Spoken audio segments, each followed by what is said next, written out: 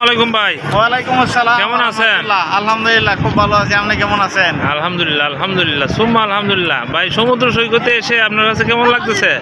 ভাই, অনেক ভালো লাগতেছে। আল্লাহ তাআলার কুদরতের অপরাপর যে কুদরতের নিদর্শন, সেই কুদরতের নিদর্শন সেই সমুদ্র সৈকতে এসে মানে দুই চোখে দেখার একটা সৌভাগ্য হইল। কিন্তু মানুষ তো এই নিদর্শন দেখার জন্য আসে না।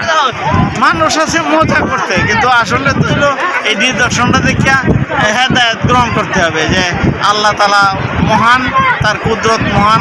এর থেকে হেদায়েত নিতে হবে যে সেই মহান আল্লাহ তাআলার কুদরতের কাছে নিজেকে সুপর্দ করতে হবে।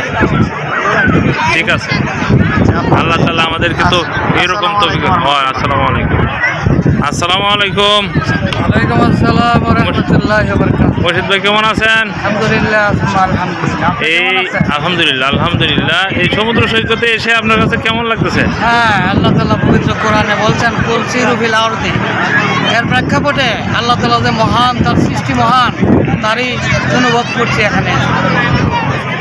কিন্তু মানুষ তো এই জন্য আসে না, অধিকাংশ মানুষ।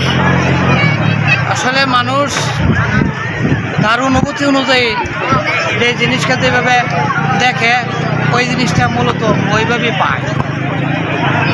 আমরা নিষ্কলুষ আনন্দ জন্য আসছি প্রকৃতি দেখার জন্য। প্রকৃতি যেমন উদার, সমুদ্র তারই একটা সৃষ্টি, তার মতো এমন উদার।